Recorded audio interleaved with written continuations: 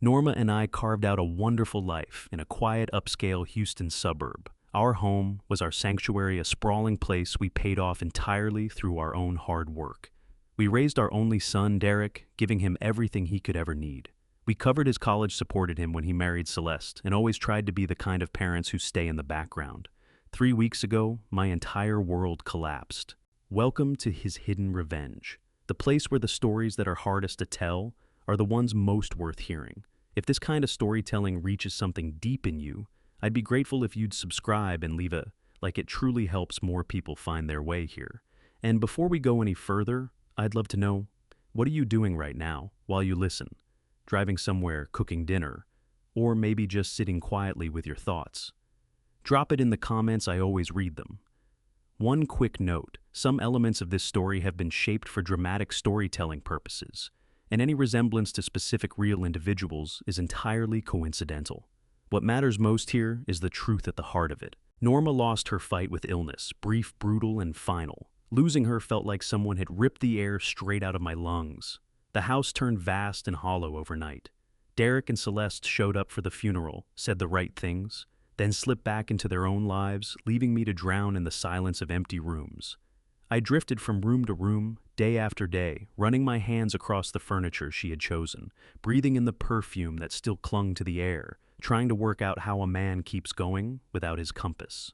Then last Tuesday morning, my phone rang. An attorney from an old, deeply respected downtown Houston law firm. He asked me to come in at once regarding a private matter Norma had arranged years earlier. I was baffled. Norma and I had no secrets from each other. We managed our finances together at the kitchen table every Sunday. Even so, I put on a suit, drove into the city, and settled into a leather chair across from a man who slid a small silver key across the desk. It opened a safe deposit box at a private bank 2 blocks away. The box was in Norma's name, with me listed as the sole beneficiary upon her death. I walked over, feeling a strange knot of anxiety and curiosity twisted together. A vault manager led me into a quiet, sealed room with metal walls, set this steel box before me, and left. My hands were shaking as I turned the key and raised the lid. I expected old love letters, maybe some heirlooms or jewelry she had tucked away. What I found instead was stacks of neatly bound $100 bills, $400,000 in raw cash. My heart slammed against my ribs as I stared at it. But that wasn't all. Beneath the cash sat a thick manila envelope holding a legal deed and a handwritten letter from my wife. I unfolded it, recognizing Norma's elegant handwriting the moment I saw it. The ink was slightly faded, written perhaps a decade ago. In that letter, Norma explained everything. The money and the deed were tied to a massive 5,000-acre ranch out in Montana, a secret inheritance from her estranged father. I'd known he was a difficult, toxic man who used his money as a weapon to control people. Norma had severed ties with him long before we ever met. What I hadn't known was that when he died, he left his entire estate to her. She wrote that she'd kept this wealth hidden from me and from Derek deliberately to shield our family from the poisonous pull of unearned money. She wanted Derek to grow up grounded, to understand the value of hard work to build his own life without waiting on a windfall. She wanted our marriage built on love and partnership, not on managing a vast fortune. The most staggering part was a secondary document clipped to the deed. The Montana ranch wasn't sitting idle. It was under lease to a major mineral and natural gas corporation. That land was quietly generating $50,000 every single month in royalties, funneling into a private trust for years, completely untouched. I sat in that sealed metal room for over an hour, emotion washing over me in waves. Norma had carried this enormous secret to guard the humble, honest life we'd made together. She was the most remarkable woman I had ever known. Tears ran down my face as I pressed her letter to my chest. I felt deep gratitude, and beneath it, a piercing sorrow that she wasn't here to share any of this with me. Eventually, I pulled myself together. I locked the documents and the cash securely in my leather briefcase, walked out of the bank, and got back in the car. Driving home to the suburbs, my mind churned with possibilities. The grief was still there, heavy on my shoulders, but alongside it, something new, a sense of purpose. I thought about Derek and Celeste. I knew they had been grumbling about the cost of living and the weight of their mortgage. I thought about how much this inheritance could do for them. I could wipe out their debt. We could finally take that long family trip to Europe that Norma had always dreamed about. I could set up a trust for my future grandchildren. I turned onto my quiet suburban street, eager to share the bittersweet news. I pulled into the driveway and looked up at the beautiful brick face of the 1.2 million home Norma and I had lovingly kept up over the years. But as I walked up toward the entrance, I noticed a large unmarked box truck parked near the side door. The front door was propped wide open. A cold knot formed in my gut. I gripped my briefcase and stepped through the doorway. What I saw stopped me cold. 3 strangers were inside my living room, yanking my antique paintings off the walls and swaddling them in thick moving blankets. Other men were breaking down the heavy oak dining table where Norma and I had hosted Thanksgiving for 30 years. The house was in absolute chaos, boxes stacked in the hallway stuffed with my belongings. And standing right in the center of it all, clipboard in hand, directing the movers like a foreman on a job site, were my son Derek and his wife Celeste. I stood there unseen for a moment, trying to make sense of what I was looking at. My own blood was dismantling my home without a single word to me. The elation of the Montana ranch vanished on the spot, replaced by a cold and creeping understanding that the family I thought I had was a fiction. I cleared my throat. Derek turned his eyes flaring wide for just an instant before a smooth, practiced smile settled over his face. He had no idea what was in my briefcase, and he had absolutely no idea he'd just picked a fight with a man who had nothing left to lose. I stood frozen in the entryway of my own house. My leather shoes felt nailed to the hardwood as I watched 3 broad men in gray uniforms carry my life toward the front door. One of them was wrestling with the heavy gilded mirror that Norma and I had purchased on our 10th anniversary in Savannah. Another was carelessly bundling my antique long case mantel clock in thick industrial plastic wrap. The Turkish kilim rug that usually tied the whole living room together was already rolled up and shoved into a dark corner. The entire house had been turned inside out, and standing at the center of the wreckage, gesturing at movers like a seasoned project manager, was my son Derek. He had on his expensive tailored chinos and a crisp Oxford shirt, looking perfectly relaxed, while dismantling the sanctuary his mother and I had spent a lifetime building. Celeste emerged from the kitchen with a steaming cup of coffee, wearing a sharp ivory blazer, carrying herself as though she already held the deed and was merely staging the place for an open house. She did not look like a woman grieving her mother-in-law. She looked deeply satisfied. I tightened my grip on the handle of my leather briefcase. Inside sat $400,000 in raw cash and the legal key to a future they knew absolutely nothing about. I cleared my throat loudly. Derek spun around. For a fraction of a second, his eyes went wide with something close to panic. Then the smooth, rehearsed smile returned, the exact smile he used when he was trying to close a bad deal with a wealthy client at his firm. "Dad!" Derek said, voice laced with a manufactured warmth that made my skin crawl. "We didn't expect you back from the city this early. I thought you said you'd be out all afternoon with the estate lawyers." "What exactly is going on here, Derek?" I asked, holding my voice dangerously steady despite the fury rising in my chest.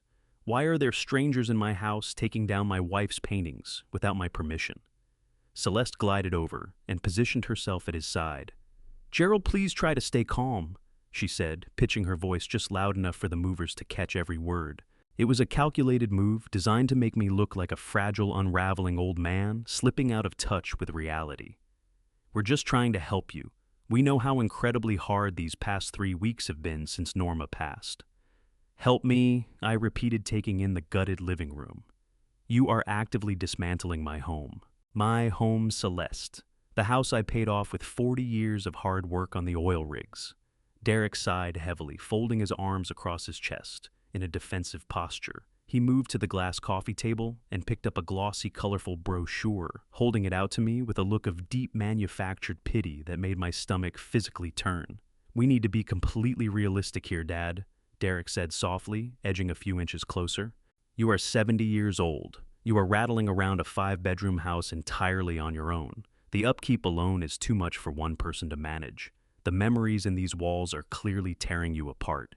You have been drifting through this place like a lost ghost since Mom died. It simply isn't safe for you to be here alone anymore." He slid the brochure across the coffee table's surface. I looked down at it. The cover showed a cluster of elderly people slumped in wheelchairs on a sparse, dying lawn. Bold letters across the top read Meadow Glen Assisted Living Facility. This was no luxury retirement community. It was a low-income state-run nursing home, a bleak, stripped-down facility where selfish families offloaded their elderly relatives when the burden of caring for them became inconvenient. "We've made a decision, Dad." Derek went on, his tone hardening just a fraction, that thin veneer of warmth beginning to crack. "We are selling your house. It is the best possible thing for your health and your future." Celeste stepped up directly behind him, resting her perfectly manicured hands on his shoulders. She flashed me a cold, calculated smirk, a look of pure, undeniable triumph. She genuinely believed she had already won. She thought she was dealing with a broken, grieving widower who would simply buckle under the pressure and quietly sign his life away. And for one brief, foolish moment, I actually felt a wave of pity for both of them. I looked at my only son, the boy I had taught to ride a bike in this very driveway, the boy I had sat up with late at night, working through difficult math problems. I found myself wondering how deep their debt must run for them to sink to something this vile. I wondered what kind of financial ruin had driven them to try to steal my home out from beneath me. My grip on the leather briefcase eased slightly.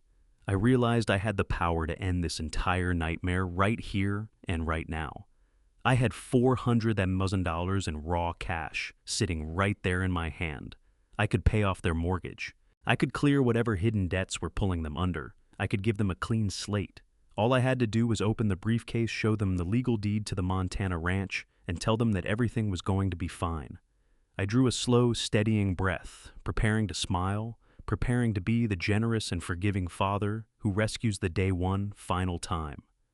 I opened my mouth to speak, to tell them about Norma's extraordinary secret, about the $50,000 a month in mineral royalties that could secure our family for generations.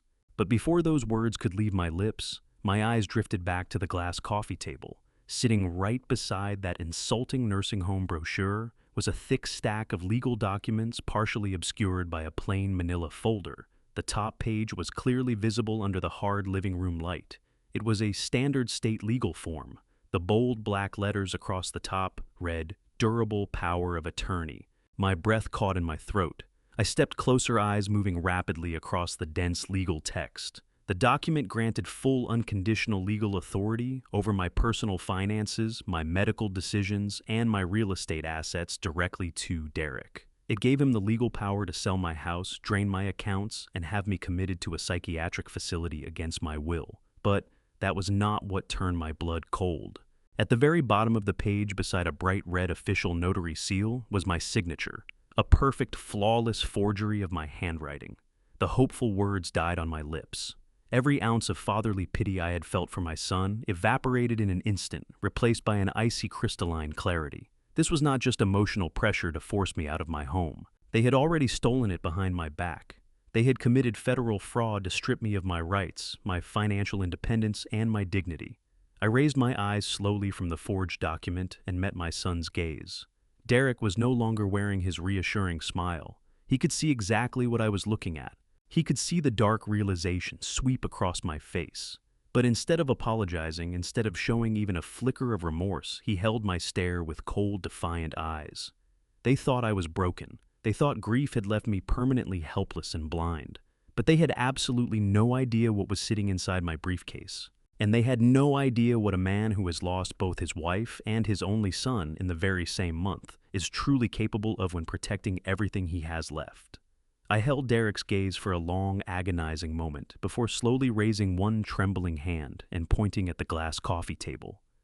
I let my hand shake, playing directly into the story they had already written about me in their minds. I needed them to see a confused, overwhelmed old man who was completely out of his depth. "Derek," I said, letting my voice waver just enough to sound fragile. "What is that document sitting there next to the nursing home brochure? Why does it have my signature on it? I have absolutely no memory of signing any legal papers since your mother passed."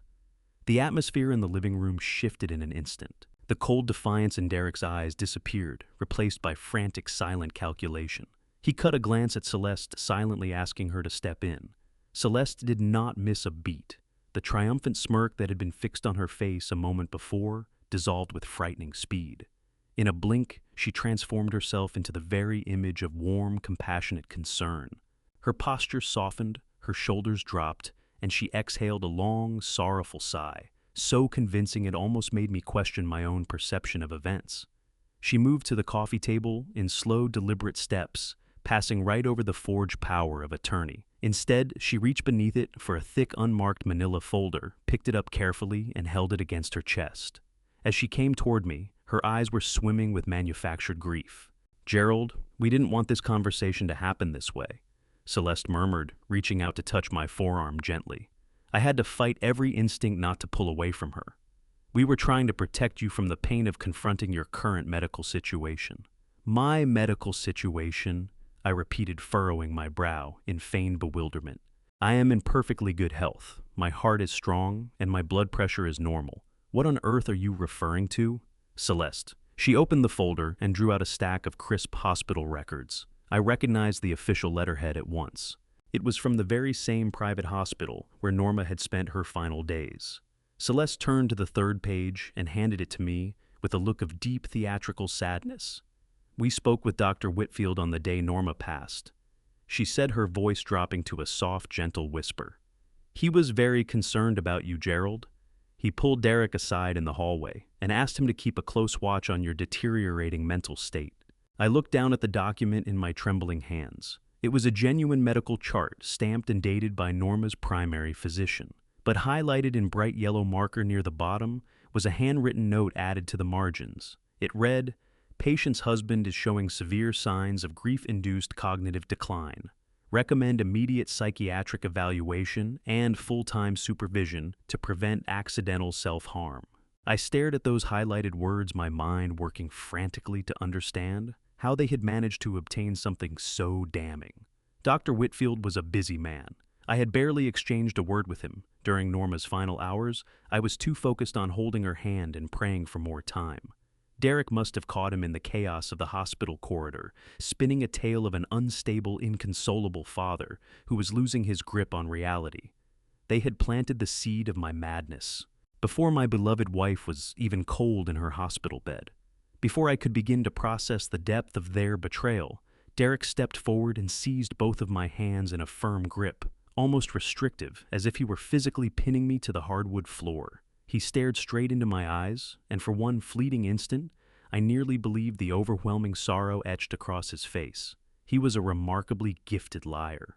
"Dad, you have to hear us out," Derek pleaded, his voice fracturing with engineered emotion. "You are not well. The grief has completely broken your mind. You just cannot see how far you have slipped over these last 3 agonizing weeks." "I am fine," I protested, weakly, playing my pitiful part to perfection. "I am simply mourning your mother. That is entirely normal for a man who has just lost his whole world." "It is more than mourning, Dad," Derek insisted, squeezing my hands tighter. "You have been roaming this house at all hours of the night, talking to the walls. Last Tuesday, Celeste came by to drop off some groceries and found the front door standing wide open, with the gas stove left burning on high. You could have burned the whole place down, Dad. You have all but stopped eating unless someone physically sets the food in front of you. You are slipping away from us, and I cannot stand the thought of losing you so soon after losing Mom." I stared at my son in complete disbelief. Not a word of it was true. I had never once left the stove burning. I had never left the front door open. I had been perfectly capable of feeding myself and keeping to my daily routine. They were fabricating an entire history out of thin air, building an airtight legal case for my mental collapse. They were gaslighting me in my own living room, drawing the noose tighter with every sentence. "I truly do not remember any of that," I whispered, letting my eyes fall to the floor and projecting the image of a shattered, bewildered old man. "We know you don't remember, Gerald," Celeste said, stepping in to gently rub my back. "That is precisely why we had to act immediately. Why we had to take control of the situation before you ended up hurting yourself." I slowly raised my eyes back to the glass coffee table, pointing a trembling finger once more at the forged legal document. "But my signature, I never signed that paper, Derek. I would never in my life sign over control of everything without reading the terms." Derek released my hands and drew a long, deliberate breath. His expression shifted with practiced precision into one of profound, unflinching nobility. He stood tall, projecting the image of a devoted son bearing an unbearable sacrifice for the good of his failing father. "We forged it to spare you the stress of the paperwork, Dad," Derek said softly, his voice carrying an unapologetic certainty that rang through the silent room. "We are selling the house to move you into a first-rate care facility with round-the-clock support where you will always be safe. We are protecting you." I heard the words come out of his mouth, but my mind refused to absorb them. "We forged it to spare you the stress. We are protecting you." The sheer audacity of the lie, so vast, so utterly hollow, sent a surge of white-hot rage roaring through my chest. I wanted to scream. I wanted to reach across that table, grab the collar of his expensive Oxford shirt, and physically remove him from my house. I wanted to pull the $400,000 from my briefcase and hurl it into his lying face and watch his whole world come apart. But I did not move a single muscle. I am a retired petroleum engineer. My entire career was built on holding steady during high-pressure blowouts on offshore drilling rigs. When combustible gas saturates the air, you do not panic. You read the system, locate the threats, and execute a precise sequence of steps to survive the explosion. Right now, I was staring at a catastrophic blowout. If I confronted them here, I would lose everything. Derek had just revealed the weapon they were holding. A medical document signed by a legitimate physician stating I was in serious cognitive decline from grief. If I raised my voice, showed anger, or called the police to report the forgery, Celeste would use that very anger as proof of my instability. They would call the authorities, produce the highlighted note, and deploy the forged power of attorney to drag me out of my own home. I would be committed to a psychiatric ward before nightfall, stripped of every right I had. I understood with chilling clarity that I was cornered. The only path out was to make them believe their trap had snapped shut perfectly. I had to play the fool. I had to become the exact broken, helpless version of myself they needed me to be. I released a long, shaky breath, making sure it sounded like defeat settling into my bones. I deliberately softened my posture, letting my shoulders cave forward as if the weight of my grief had finally become too much to carry. I dropped my chin, broke eye contact with Derek, and let my gaze drift blankly to the floorboards. I let my arms fall to my sides, loosening my hold on the leather briefcase just enough to look completely harmless. "You really think this is for the best, Derek?" I asked, keeping my voice barely above a whisper, threading it with a thin, wavering note of confusion. "You really believe I can no longer look after myself?" Derek moved in, immediately seizing the chance to cement his victory. He placed both hands on my shoulders, his grip firm and patronizing. "I know it is painful to hear, Dad, but yes, we genuinely believe this is the only way to keep you safe. You need professional care. The facility we found is exceptional. You will be comfortable, and you will not have to worry about maintaining this vast, empty house on your own. Let us handle all the legal details. Just rest and try to find some peace." Celeste added, her voice drenched in that same artificial, cloying tenderness. "We will pack your essential things and bring a few of Norma's photographs for your new room, Gerald. You do not need to lift a finger. We have everything under control." I nodded slowly and deliberately, making my movements feel sluggish and uncertain. I raised a trembling hand to my face and rubbed my eyes, feigning the look of a man too exhausted to resist. "I am just so tired," I murmured, letting my words soften and blur slightly at the edges. "I am so incredibly tired, Derek. I miss your mother so much. Nothing feels right without her." "We know, Dad," Derek said, patting my shoulder with hollow, rehearsed warmth. "Go to your room and lie down. We will finish up with the movers and take care of the packing out here. We will come get you when dinner is ready." I nodded, once more, turned and began shuffling slowly down the long hallway toward my bedroom. I dragged my feet across the hardwood, making sure every step sounded heavy and beaten. Every instinct in my body screamed at me to turn around and fight. My mind kept overriding it. I reached my bedroom door, pushed it open, stepped inside, and eased it shut behind me. The moment the latch clicked, the frail and confused old man ceased to exist entirely. I straightened up, my breathing calm and my mind sharp as a blade. I quietly turned the lock and tucked my leather briefcase safely into the bottom drawer of my oak dresser, burying it deep beneath a stack of heavy winter sweaters. Then, I sat on the edge of the bed and listened to the muffled sounds of the movers tearing through the rest of my home. I could hear the dull thud of furniture being hauled across floors. I could hear Celeste issuing sharp, commanding instructions, her manufactured sweetness stripped away and replaced by her natural tone of cold authority. I sat there in the dimming afternoon light, methodically mapping every angle of what came next. I needed hard evidence. I needed to find out what was truly driving them to liquidate $1 million asset in such frantic haste. This forged power of attorney and the sudden push toward a nursing home were the moves of people backed into a corner. Desperate illegal moves only happen when someone is terrified of what comes next. I knew Derek. I knew he was arrogant and careless. He would leave a digital trail, a paper trail, or let something slip. I just needed to find it. I stayed in my bedroom for the rest of the evening, when Celeste eventually knocked on the door and handed me a plate of bland, unseasoned chicken and boiled potatoes. I accepted it with a weak, grateful smile, keeping my performance absolutely flawless. I left the food mostly untouched, reinforcing their conviction that I was rapidly declining. Night eventually fell, wrapping the chaotic, half-stripped house in a thick blanket of heavy silence. Derek and Celeste had decided to sleep in the guest room to keep a close eye on the property, and I had no doubt to keep a close eye on me. I lay awake for hours staring up at the dark ceiling, my mind working through complex legal strategies and potential countermeasures. At around 2:00 in the morning, my throat felt incredibly dry. I carefully pushed back the heavy blankets and swung my legs over the side of the bed.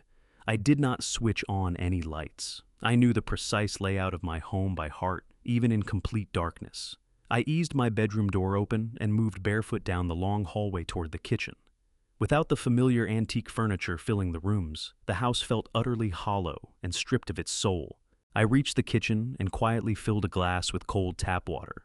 As I raised it to my lips, a faint flickering light snagged my attention. I slowly set the glass down and looked through the large bay window overlooking the backyard patio. Standing outside in the cool night air, lit only by the harsh blue glow of her smartphone screen, was Celeste. She was pacing back and forth across the stone pavers, her arms crossing and uncrossing in tight, frantic movements. She was whispering furiously into her cell phone, throwing glances over her shoulder every few seconds to make absolutely certain she was alone. I could not hear her words through the glass, but her body told the full story. She was frightened. She was under serious pressure, and she was answering to someone. I pressed myself flat against the kitchen wall and watched without moving. Standing there in the dark, watching her pace in that cold blue light, my mind snapped back to the afternoon, to Derek's manufactured sorrow, to Celeste's theatrical empathy, to the forged document sitting on my coffee table with my own handwriting on the bottom. I had spent years on offshore drilling rigs where one wrong move in a pressurized system could kill every man on the platform. I knew what a blowout looked like. I knew you did not fight a blowout with your bare hands. You controlled the variables, you reduced the pressure, and you executed in the right sequence. This was the same. Derek had a signed medical document from a legitimate physician stating I was suffering from grief-induced cognitive decline. If I raised my voice, showed anger, or called the police to report the forgery, Celeste would hold up that document and use my very reaction as proof of my instability. They would call the authorities, brandish the highlighted note, and deploy the forged power of attorney to have me removed from my own home before nightfall. I would be committed to a psychiatric ward, stripped of every right I had before I could speak a single word in my own defense. The only way out of that trap was to make them believe it had closed around me perfectly. I had to stay the fool. I had to remain the exact pitiful, crumbling version of myself they needed me to be. Every fiber of my body had screamed to fight them when I stood in that living room. My mind had overruled every one of those instincts, and it was right to do so. After several minutes, Celeste ended her call, stood still for a long moment, composed herself, and slipped back inside through the side door. I heard her footsteps move down the hall toward the guest room. I waited until the house was completely silent before I moved. I set my glass quietly in the sink. As I turned to go back to bed, I noticed Derek's jacket hanging on the hook by the back door. Jutting from the inside breast pocket was his personal cell phone. He must have left it charging on the counter and tucked it into the jacket sometime during the night. I stood perfectly still and listened, not a sound from anywhere in the house. I reached over and carefully slid the phone free. The screen lit up the moment I touched it. I knew Derek's passcode. He had used the same 4 digits since the day he got his first smartphone, the street number of the house he grew up in. The lock screen dropped away on the first try. I navigated directly to his messages. What I found there tightened my chest like a vice. There was a long detail thread with a contact saved simply as BD, stretching back nearly 4 months. The most recent messages had been sent earlier that same evening, right around the time I had retreated to my bedroom. I read through them slowly and carefully. Derek had written, "Old man bought the whole act. He's completely lost. We moved the house listing, live by end of the week." The reply from BD came back within minutes. "Good. The lenders are not going to wait past the 30th. You need that capital secured or the entire deal collapses and we both go under." Derek had answered, "It's handled. Power of attorney is filed. He won't even know what hit him." I stood in that dark kitchen, my son's phone in my hand, and read those words again and again. BD lenders, a collapsing deal, a hard deadline at the end of the month. This was not ordinary greed. Derek was buried in some catastrophic financial hole he had dug for himself, and he had decided my home was the way out. I scrolled back to the beginning of the thread. Near the top, Derek had used a full name just once. He had written, "Beckett, I need more time." There it was, Beckett. I committed the name to memory, slid the phone back into the jacket pocket exactly as I had found it, and made my way silently back down the hallway. I eased my door shut, turned the lock, and sat on the edge of the bed in the dark. My mind was no longer running abstract calculations. I had a name. I had a deadline. I had the outline of the financial disaster Derek had dragged my life into. And sitting at the bottom of my oak dresser beneath a stack of winter sweaters, I had something they would never in 1,000 years expect. Tomorrow, I would start dismantling everything they had built one careful move at a time. Without the familiar furniture anchoring every room, the house felt gutted, hollowed out. I made my way to the kitchen and quietly filled a glass from the cold tap. Just as I brought it to my mouth, a faint flickering glow snagged my attention. I set the glass back down and peered through the wide bay window that faced the backyard patio. There was Celeste outside in the cool dark lit only by the harsh blue wash of her smartphone screen. She was moving back and forth across the stone pavers in sharp, restless strides, her arms folding and unfolding in agitated bursts. She whispered fiercely into the phone, throwing glances over her shoulder every few seconds to confirm she was completely alone. I pressed my back flat against the kitchen wall, holding my breath until my chest burned. She was no more than a few feet away, just the other side of the glass. The moonlight threw long, warped shadows across the cold patio stones. I eased my water glass onto the granite counter, ensuring not even the faintest clink escaped. My gaze stayed locked on my daughter-in-law. Her movements were sharp and entirely erratic, the soft blue light of her screen painting an intense, almost manic expression on her face, one I had never once seen her wear in daylight. Something was driving her to the edge of panic in the middle of the night, and I needed to know what. I crept silently toward the bay window. The old wooden frame had a small gap near the bottom, latch a minor flaw I had always meant to fix. I pressed my fingers against the brass handle and nudged it upward just enough to widen the crack by a fraction. Cool night air slid into the dark kitchen, carrying with it the muffled threads of her hushed, secretive voice. I shut my eyes and strained to catch whatever I could. I couldn't pull out specific words. The wind moving through the oak trees out back swallowed the finer details, but the tone sharp aggressive came through clearly enough. This was not a call with Derek. The rhythm of her voice was all wrong for that. One moment she sounded defensive, almost pleading. The next, she snapped back with a hard, demanding edge. It had the sound of a high-stakes negotiation crumbling fast. She dragged a hand through her hair and shook her head as she listened to whoever was on the other end. Then she cut the call short, fingers trembling slightly as she drove the phone into the pocket of her sleek blazer. She went absolutely still, staring out into the dark stretch of the manicured lawn, as though she half expected something to emerge from the shadows. Then she exhaled long and ragged and reached into her other pocket. What came out stopped my blood cold. A bright orange plastic bottle immediately recognizable. It was the expensive premium memory supplement Celeste had so thoughtfully bought for me earlier that week. She had presented it to me with a warm, gentle smile, explaining that the natural vitamins would help lift the heavy mental fog that grief had settled over me. She had even gone as far as picking up a weekly pill organizer, sorting the capsules in advance so I wouldn't have to think about my daily dosage. I stood in frozen, paralyzed horror as she twisted off the cap. She didn't take a pill herself. Instead, she crossed to the far edge of the patio, right where Norma used to tend her rose bushes. Celeste crouched down, pried the large gelatine capsules, apart one by one, and deliberately tipped each one upside down, letting the fine herbal powder spill into the dark, damp garden soil.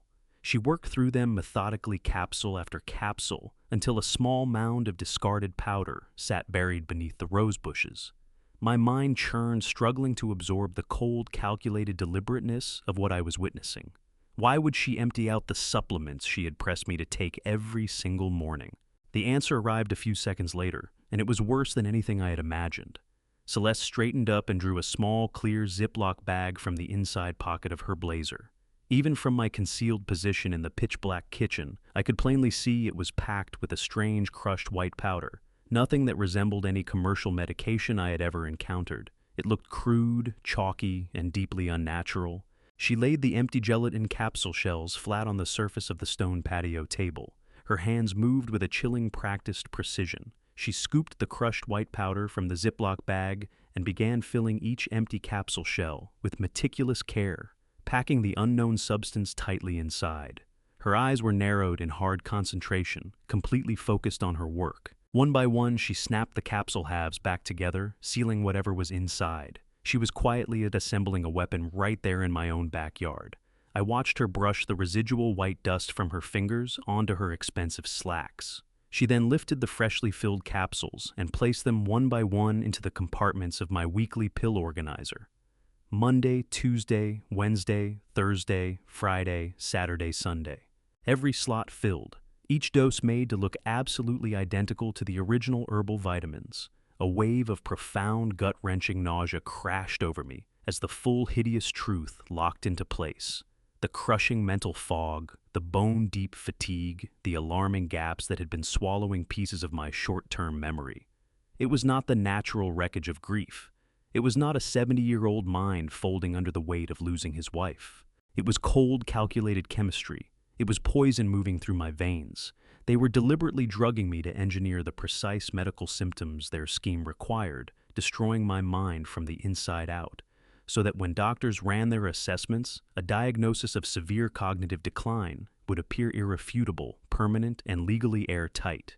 Celeste snapped the plastic lid of the pill organizer shut with a sharp click that rang out in the quiet night air. She tucked the empty Ziploc bag back into her blazer, picked up the organizer, and turned to head back inside. I shoved myself away from the window and retreated into the darkest corner of the kitchen, pressing my whole body against the cold metal of the refrigerator. I held my breath, eyes clenched shut, as the heavy sliding glass door rolled open and she stepped onto the kitchen tiles. Her steady, unhurried footsteps moved past me through the absolute dark, passing within just a few feet. She walked back inside and set the pill organizer on the counter. In that moment, I understood with total clarity I was not losing my mind. My own family was actively working to poison it.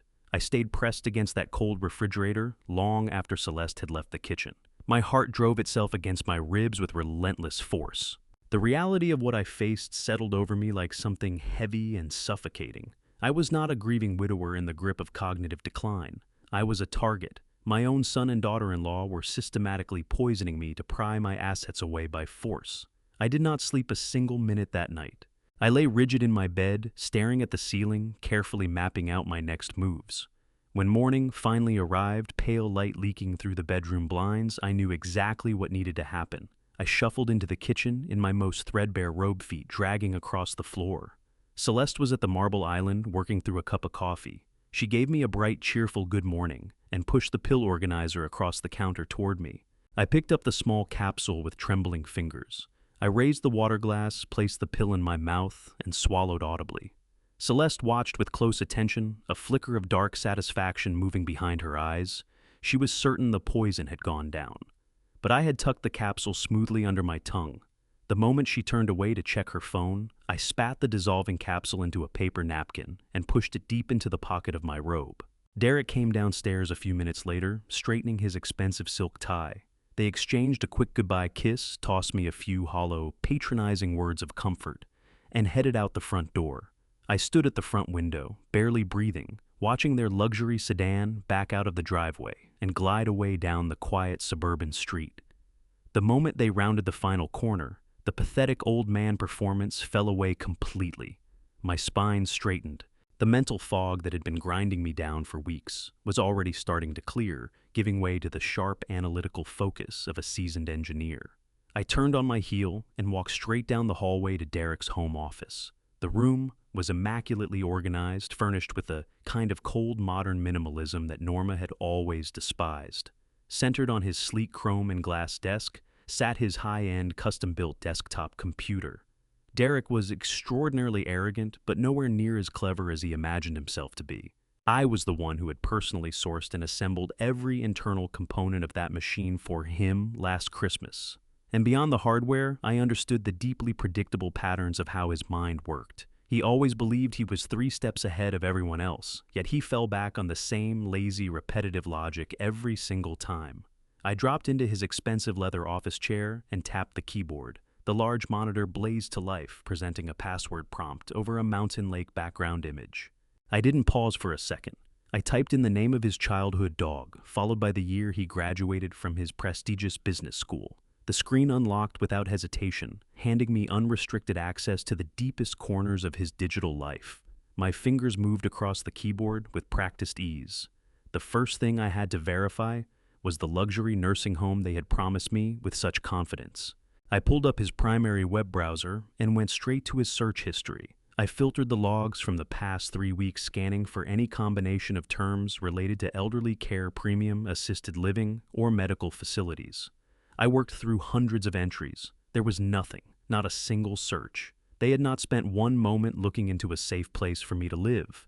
The glossy brochure Derek had laid on the coffee table was nothing more than a cheap prop, a piece of a theater designed to walk me quietly into submission. I widened my search, pushing deeper into his browsing activity. What I found instead made my jaw clench hard. His browser history was packed with research into offshore banking regulations, anonymous shell companies, and expedited citizenship applications for Caribbean nations. He had spent hours poring over sprawling beachfront villa listings in the Cayman Islands and browsing luxury yacht rental rates. The digital trail painted the portrait of a man actively preparing to vanish from the country with a substantial sum of liquid cash. I opened a new tab and slipped past the weak security on his personal financial dashboard. The screen filled with a long list of active accounts, and the wall of red figures confirmed every dark suspicion I had been carrying. Derek and Celeste were drowning in catastrophic debt. They had run multiple high-limit credit cards to their limits, lavish vacations, designer wardrobes, restaurants they had no business affording. But the most alarming find was a glaring final notice from an unregulated offshore lending firm. The threatening language in the document spelled out a massive, severely delinquent loan of $800,000. They had staked their entire future on high-risk speculative investments that had clearly collapsed, leaving them at the mercy of people who would not be patient or forgiving. They weren't forcing me out of my home purely out of greed. They were sacrificing my life because they were cornered, desperate animals trying to outrun a syndicate that would not hesitate to destroy them. They needed the $1.2 million from the sale of my house to pay off the debt and fund their cowardly escape, leaving me abandoned in some bleak, windowless, state-run asylum. My chest tightened with a cold, deliberate fury as I minimized the financial dashboard. I needed to see exactly how far along the process had gone. I opened his primary email client, bypassed another weak password, and moved straight to the private inbox. I skipped past his routine work correspondence and sorted everything by attachments. My eyes locked immediately onto an active, ongoing thread between Celeste and an unknown, unlisted email address. I clicked into it. The contact was labeled simply as broker, no agency, no professional signature, no company logo of any kind. It was clearly a shady, unlicensed real estate contact operating entirely off the books to move properties fast. I scrolled down to the first message Celeste had sent him. Time-stamped late the previous night, right around the same time, I had watched her pacing the backyard patio in the dark phone clutched in her hand. I read through the words she had hammered out, and my blood went completely cold as her ultimate plan came into focus. They were moving forward without any hesitation whatsoever, fully prepared to execute the final devastating phase of their betrayal before the weekend even arrived. I sat there staring at the glowing screen eyes tracing every word Celeste had typed to the unlicensed broker. The message was brief, frigid, and stripped of any trace of human decency. She had written, "List the house 30% below market value immediately. We do not care about getting a fair price. We need the cash by this Friday. No exceptions. Do not worry about the current owner. The old man is too heavily medicated to know what he is signing anyway." The sheer callousness of it landed like a fist to the chest. She wasn't simply plotting to steal my home. She was mocking my perceived decline, reducing my existence to a convenient disposable obstacle, standing between her and escape. I sat in Derek's leather office chair, hands gripping the armrests so hard that my knuckles turned completely white. My own son, the boy I had raised with everything I had brought this calculating, ruthless woman into our family. Together, they had built a meticulous plan to strip away my dignity, my home, and my future. They were prepared to discard me in a low-income asylum, just to bury their own catastrophic mistakes. The betrayal cut so deep, it felt like something jagged turning slowly inside my chest. I read the email a second time, searing every word into memory. I needed to hold on to exactly this feeling, the raw, burning sense of violation. I would use it as fuel for everything that came next. I carefully closed the email client, making certain I hadn't altered the read status of a single message. I scrubbed my own search queries from the browser history, covering every digital footprint, so Derek would never suspect his machine had been touched. I locked the desktop screen, restoring the mountain lake background to exactly as it had been. I pushed up from the chair, my legs a little unsteady under the crushing weight of what I now knew. I walked out of the office and back into the wide, quiet hallway. The house felt alien to me, now hollow and vaguely threatening.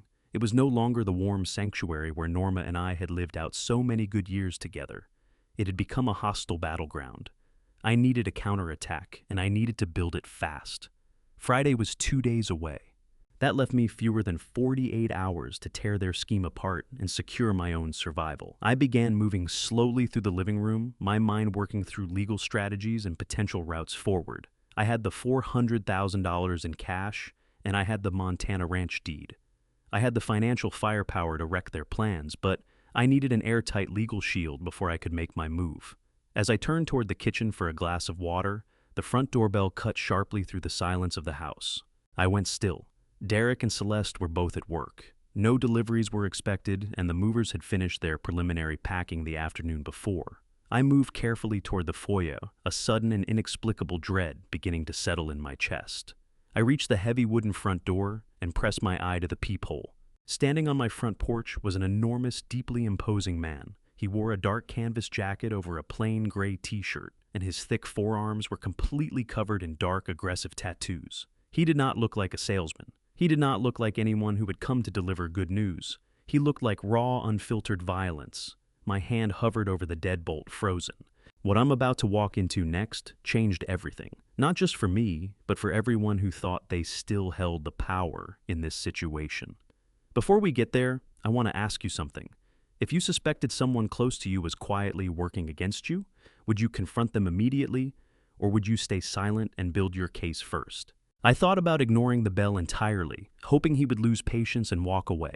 But the man drew back and drove his heavy fist against the solid wood, the booming impact rolling through the empty foyer like something had struck the house itself. "I know you are in there," a deep, gravelly voice cut through the thick door. "Open up right now, or I will kick this entire frame clean off its hinges." The air seized in my throat. I am a 70-year-old man, reasonably fit for my age, but no kind of match for a large, aggressive thug. Still, I also understood that crouching behind a locked door like a frightened child would not get me anywhere. I turned the deadbolt and eased the front door open, keeping the sturdy chain lock fastened. "Can I help you, sir?" I asked, working hard to keep my voice steady and level. The tattooed man had no interest in pleasantries. He drove his heavy boot into the base of the door, and the metal chain lock snapped as if it had been made of thread. The door swung hard inward, sending me stumbling backward into the foyer. I hit the hallway wall with my shoulder, the decorative wooden molding catching me with a sharp, punishing jolt. Before I could pull a breath, the massive man was already inside, pulling the front door shut behind him. He crossed the distance between us in 2 long, deliberate strides. A thick, calloused hand shot out and seized me by the collar of my bathrobe, wrenching me upward against the wall, his fingers pressing painfully into my collarbone. He brought his face in very close to mine. The smell reached me, first stale tobacco and cheap cologne soaked deep into his clothes. He had no concern whatsoever for the fact that he was handling a defenseless old man. He fixed me with a flat, dead look that drove a spike of genuine primal terror straight down my spine. "You must be Derek's father." The man snarled, his deep voice vibrating with a cold and absolute menace. "You are going to deliver a very urgent message to your pathetic, cowardly son for me." I fought to breathe, my toes barely grazing the hardwood floor as he held me pinned against the wall. "I do not know what you are talking about." I gasped, my hands closing around his thick wrists by reflex. The man let out a laugh, a harsh scraping sound that carried absolutely no warmth in it. He pressed closer, his dark and dangerous eyes narrowing into hard, ruthless slits. "Tell your son his offshore bets are officially due," he hissed, each word weighted with lethal intent. He thought he could bury his catastrophic losses, but we own him. "You tell him that if we do not have our $800 to $1,000 in raw cash by this Friday, we are coming back here. And if we have to come back, this entire house burns down to the ground, with you still trapped inside it." He released his grip without warning, and I dropped heavily to the floor. I crouched there, gasping, one hand pressed against my bruised chest, pulling air back into my lungs. My mind dragged itself back to what I had found on that computer screen earlier, Celeste's words to the unlicensed broker, brief and cold and completely stripped of conscience. She had written that the house needed to be listed at 30% below market value immediately. She had made clear they had no interest in a fair price, only cash by Friday, with no exceptions. "Do not worry about the current owner," she had typed without a moment's hesitation. "The old man is too heavily medicated to know what he is signing anyway." The sheer callousness of it had hit me like a physical blow to the chest. She was not simply scheming to take my home. She was mocking my perceived decline, treating my life as nothing more than a disposable obstacle between her and her escape. I had sat in Derek's leather office chair, with my hands locked around the armrests so tightly my knuckles went white.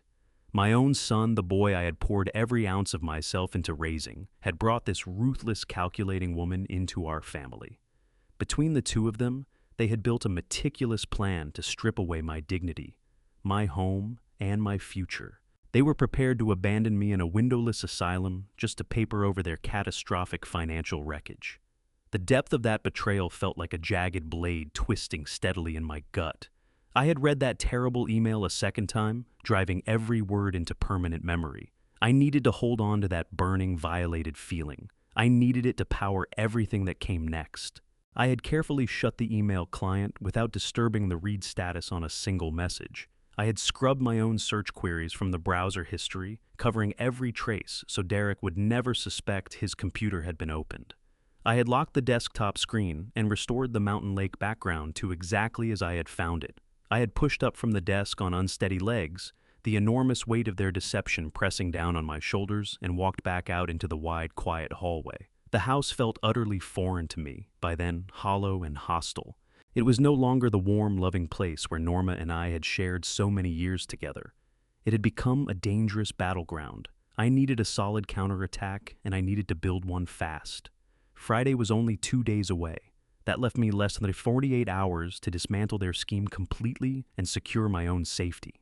I had paced slowly through the living room, my mind grinding through legal strategies and potential routes forward. I had the $400,000 in cash, and I had the Montana ranch deed. The financial firepower to destroy their plans was in my possession, but I needed an impenetrable legal shield before I could move.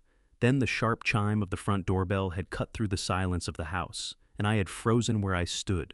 Derek and Celeste were at work. No deliveries were expected, and the movers had wrapped up their preliminary packing the afternoon before. I had walked toward the foyer with a strange, inexplicable dread building in my chest. I had pressed my eye to the peephole and found him waiting on the porch, enormous and imposing, wearing a dark canvas jacket over a plain gray t-shirt, his thick forearms completely covered in the dark, aggressive tattoos. He looked nothing like a salesman. He looked nothing like a neighbor. He looked like raw, unfiltered violence. My hand had hovered over the deadbolt, frozen. I had thought about ignoring the bell. But then he had pounded his fist against the wood, and now here we were, me on the floor of my own foyer, struggling to breathe, and him standing over me with those flat, merciless eyes. "Tell your son," he said again, slower this time, making absolutely certain the message had taken root. "His offshore bets are officially due." He gave me one last look, cold, indifferent, entirely unconcerned with the damage he had done, and turned and walked out through the front door, pulling it shut behind him with a quiet, almost casual click that somehow felt more threatening than a slam. Every word dripped with lethal intent. He thought he could bury his catastrophic losses, but we own him. You tell him that if we do not get our $800,000 in raw cash by this Friday, we are coming back here. And if we have to come back, this entire house burns down to the ground, with you still trapped inside it. He let go of my collar without warning, and I dropped hard to the floor. I clawed for air, both hands pressed against my bruised chest as my heart hammered violently against my ribs. The man turned, pushed the heavy door open, and walked out into the fading daylight without so much as a backward glance, leaving me alone on the cold foyer floor with the full weight of what had just happened pressing down on me. I hauled myself up from the floor, my shoulder and back aching from where I had been thrown against the wall. The threat he had delivered hung in the silent foyer like something poisonous. $800,000 by Friday, or the house goes up with me inside it. The window was impossibly tight, and the danger was no longer abstract, it was physical and immediate. I understood then that staying in Houston another night was not an option. If I confronted Derek now, his cartel associates would get to me long before I could reach anyone with authority. I needed a secure position and an airtight legal weapon before I made a single move. I straightened my torn bathrobe and walked back to my bedroom. I packed a small duffel bag and pulled my heavy leather briefcase from the bottom drawer of the oak dresser. I had to have a reason to leave that wouldn't raise any suspicion. When Celeste and Derek came home from work that evening, I was seated on my bed, staring at a framed photograph of my late brother, hands folded in my lap. I let my hands tremble visibly as they came in. I looked up at them with wet, heavy eyes and told them I had been thinking hard about the nursing home. I said I was ready to accept it, ready to move into the facility on Friday morning, but that I had one last request. I needed to take a bus down to Louisiana to visit my older brother's grave and say a proper goodbye before everything changed. Celeste made no effort to hide her relief. Her eyes lit up immediately at the idea of me out of the house during those critical days before the sale went through. She pulled out her phone and booked me a cheap bus ticket for the following morning, right there on the spot. She told me to take all the time I needed, assuring me cheerfully that they would handle the packing. They believed they were sending a broken, heavily medicated old man off on a sad final errand. They had no idea they were handing a seasoned engineer the exact window he needed to dismantle everything they had built. The next morning, Celeste dropped me at the downtown bus terminal. I held her goodbye hug a moment longer than necessary, playing the part of the fragile elder without a single slip. I waited on the curb until her sedan was swallowed by the city traffic. Then I walked straight to the taxi stand and told the driver to take me directly to the international airport. I bypassed the commercial ticket counters and paid cash for a direct flight to Montana, using a private credit card that Norma and I had kept tucked away for genuine emergencies. I boarded the plane with my leather briefcase held firmly in both hands. The moment the aircraft climbed above the cloud cover, the suffocating weight of anxiety that had been sitting on my chest for days finally began to lift. Hours later, I was standing at the edge of the vast property Norma had quietly left me. The Montana air was sharp and clean, a stark contrast to the stifling atmosphere of the house I had left behind. 5,000 acres of rolling plains stretched out ahead of me, framed by jagged mountain ridges. Out on the horizon, I could see the heavy equipment of the Mineral Corporation, working steadily pumping $50,000 a month into a secure trust my scheming son knew absolutely nothing about.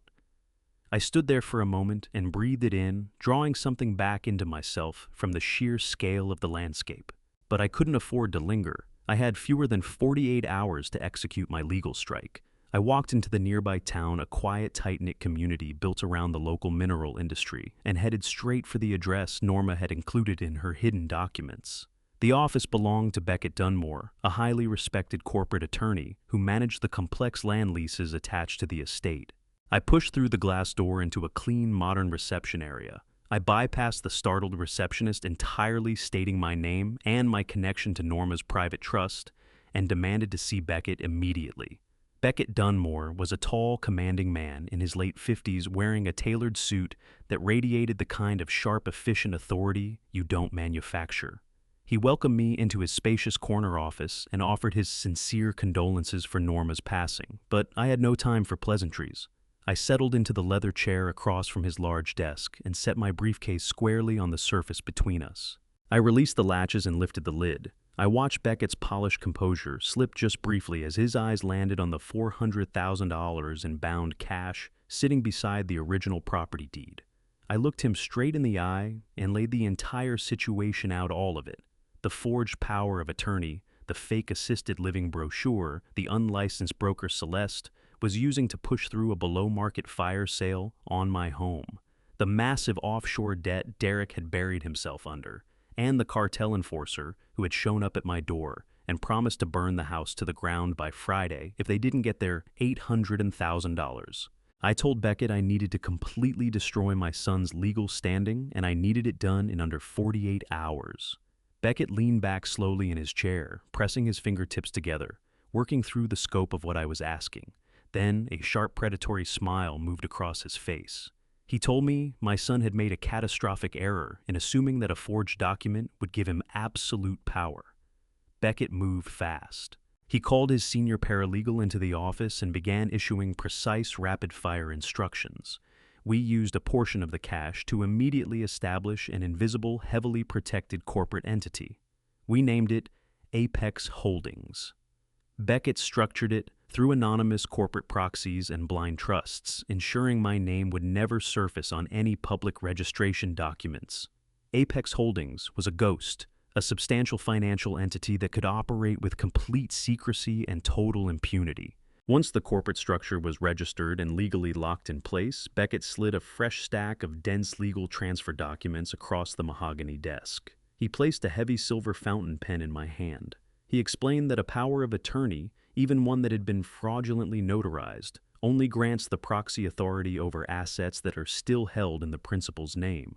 The moment the principal no longer owns the asset, the proxy has nothing left to act on. I pressed the nib against the thick parchment. Right there in Beckett Dunmore's Montana office, I signed my name and legally transferred the entire deed of my $1.2 million Houston home out of my personal possession. I gifted the property directly into the impenetrable corporate vault of Apex Holdings. I set the pen down and felt a wave of profound, overwhelming clarity wash over my tired bones. The grief and fear that had been grinding me down for 3 weeks lifted, instantly replaced by something cold and deliberate and entirely focused. The trap was set, armed and inescapable. I had pulled out from under them the one asset they were counting on to survive.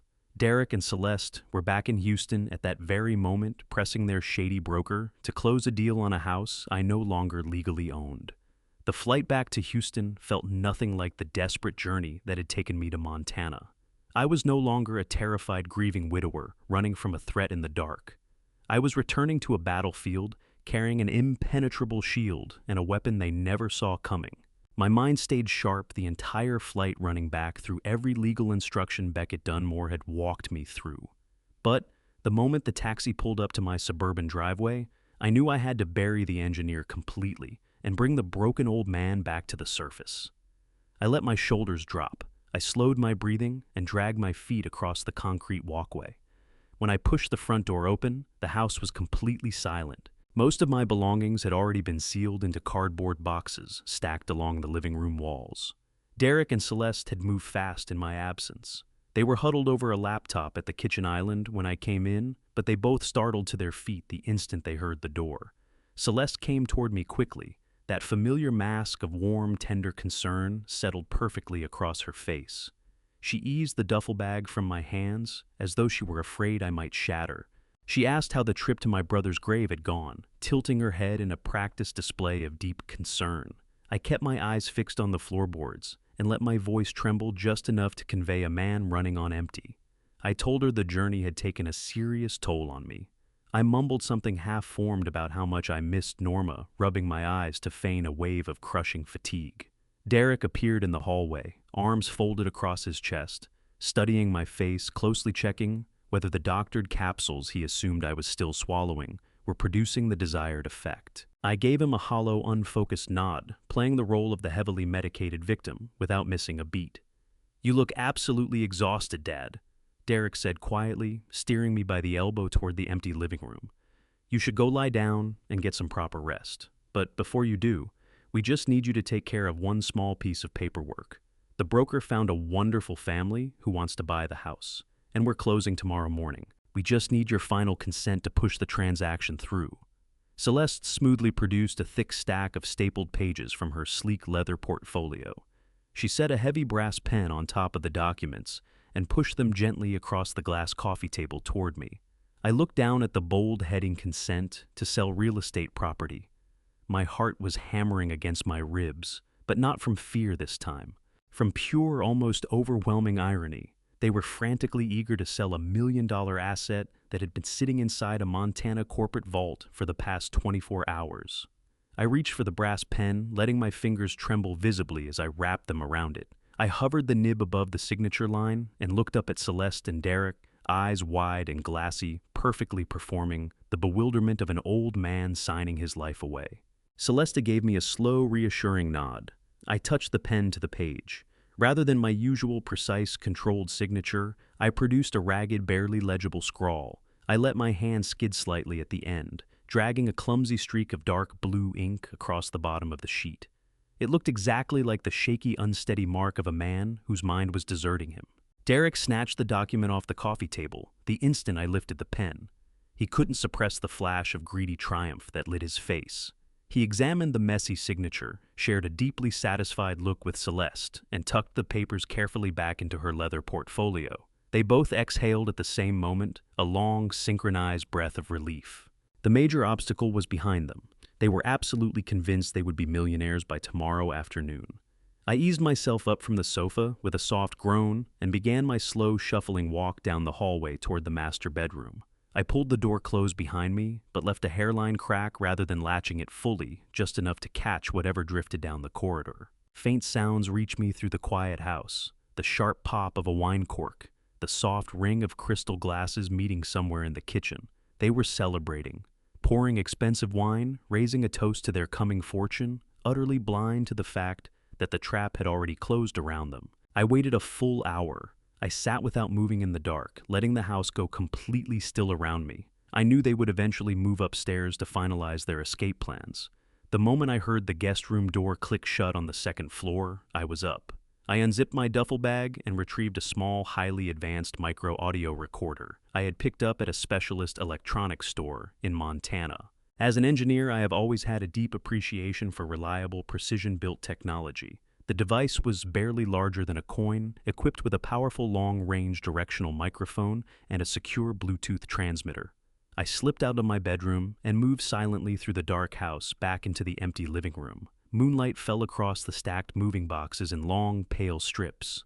I went down to my hands and knees and crossed the bare floorboards without making a sound. I reached the glass coffee table where I had just signed my fraudulent consent form. I slid my hand beneath the heavy wooden base, located a recessed groove underneath, and pressed the adhesive face of the tiny device firmly against the wood. It was invisible from any normal seated or standing position in the room. I retreated to my bedroom, locked the door, and sat on the edge of the mattress. I drew the sleek wireless Bluetooth receiver from my pocket and settled the small earpiece into my right ear. The technology was flawless. The connection snapped open instantly, no static, no interference, nothing. The digital clock on the bedside table burned a hard red in the dark. Exactly 2 in the morning. I held my gaze on those numbers and felt a cold, focused wave of anticipation move through me. I knew Celeste and Derek were too wound up over the debt to sleep. They would come back downstairs before long to talk through their plan for tomorrow. I drew a slow, steady breath and let the silence of the suburban night settle around me. I pressed my thumb to the small, glowing blue button on the side of the compact receiver and waited. For a brief moment, there was nothing but the soft pulse of digital static. Then the audio feed opened up clean and immediate flooding directly into my ear. The hidden microphone was remarkable. I could pick out the faint background hum of the refrigerator. I could hear the precise sound of liquid being poured into crystal, followed by the bright clink of glasses meeting. Celeste and Derek were seated directly above the device. Their voices came through so sharp and close that they might as well have been in the room with me. "I honestly cannot believe we actually pulled this off," Derek said, his voice carrying the thick mixture of relief and self-congratulation. I was convinced the old man was going to push back today. I thought he was going to read every single line of that consent form before he even picked up the pen. Celeste let out a short, dismissive laugh. "I told you, there was absolutely nothing to worry about, Derek. You give him far too much credit. Your father has been completely checked out ever since we increased the dosage in his morning capsules. He could barely even hold the pen straight today." His signature looked like it was scrawled by a blind child. The broker didn't question it for even a moment. He saw ink on the paper and validated the transaction. I heard the dull thud of a glass being set back down on the wooden coffee table. "So, what is the exact timeline for tomorrow?" Derek asked, his tone hardening into something businesslike and clipped. "When does the money actually clear the escrow account? We cannot afford a single delay with these cartel people. That enforcer made it absolutely clear that Friday is our hard deadline before things turn violent." "The timeline is perfect," Celeste replied, her voice smooth and unhurried. "The buyer is wiring the full $1.2 million directly into our joint offshore account by 9 a.m. tomorrow morning. The absolute second the funds clear the international holding period, I am transferring the $800,000 straight to the syndicate's routing number. That wipes our debt completely clean. They will have their money a full 24 hours before their Friday deadline. The cartel backs off and we walk away free." "And the remaining $400,000? Derek asked, the greed practically audible in the way his voice lifted. "That is our fresh start," Celeste said with quiet confidence. "I already booked first-class tickets. We are leaving for the Cayman Islands on Thursday night. I secured a beautiful, secluded beachfront villa on a long-term lease. We can live comfortably down there for years while we work out our next move. We just need to pack our bags and walk out the door." A brief, contented silence settled over the audio feed, as they both presumably sat with that image. Then the leather sofa creaked as Derek shifted his weight. "What about Dad?" Derek asked. His voice held not a trace of warmth, not even the performance of it. He sounded like a man discussing a broken piece of furniture that needed to be left at the curb. "Are we still dropping him at that low-income nursing home Thursday afternoon before we head to the airport? We have to make sure he stays locked up tight, no chance of him wandering into a police station and filing a fraud complaint once the fog in his head begins to lift." Celeste let out a high, chilling laugh that drove a spike of pure ice straight down my spine.